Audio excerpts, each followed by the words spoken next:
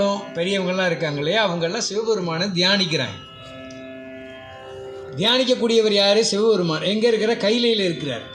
கைலையில் இருக்கிற சிவபெருமானை தேவர்கள் முனிவர்கள் எல்லாம் தியானிக்கிறாங்க. அப்போ அவங்களுக்கு தியானிக்கிறதுனால அவங்க கைலைநாதனை காண்கிறார்கள், தரிசனம் செய்கிறாங்க.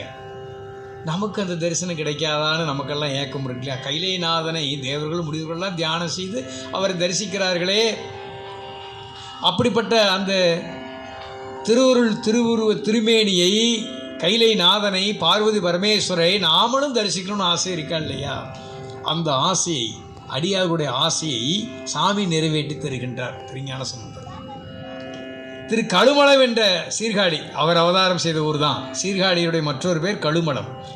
கழுமலமாகிய சீர்காழியில் வீற்றிருக்கின்ற பெருமானை நீங்கள் தரிசனம் செய்கிறீங்களே, அவர் யாரும் இல்லை, தேவர்களும் முனிவரும் தியானிக்கின்ற கைலைநாதன் ஐயா அப்படின்னார்.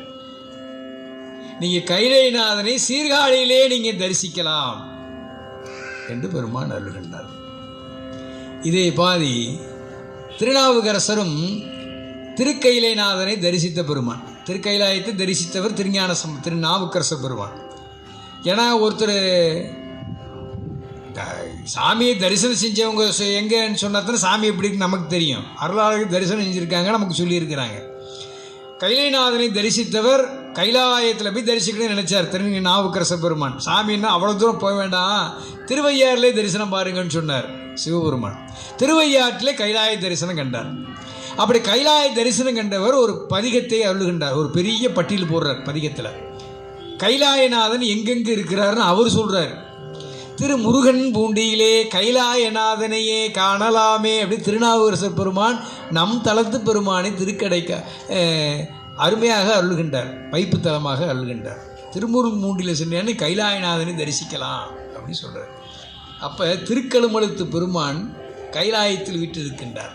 அத்தகைய பெருமான் திருமுருகநாதராக திருமுருகன் பூண்டியிலும் வீற்றிருக்கின்றார். ஞானசம்பந்த பெருமானும் திருநாவுக்கரசர் பெருமானும் நமக்கெல்லாம் உபதேசமாக அருளி செய்திருக்கிறார்கள்.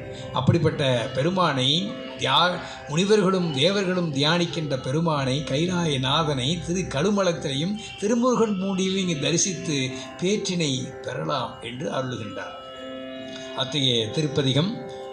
இந்த பதிகத்தை ஓதுபவர்கள் சாமி சொல்கிறார் 21 மண்ணிலை ஓதலான்னு கடைசி திருக்கடைக்காப்பிலே அருளுகின்றார்.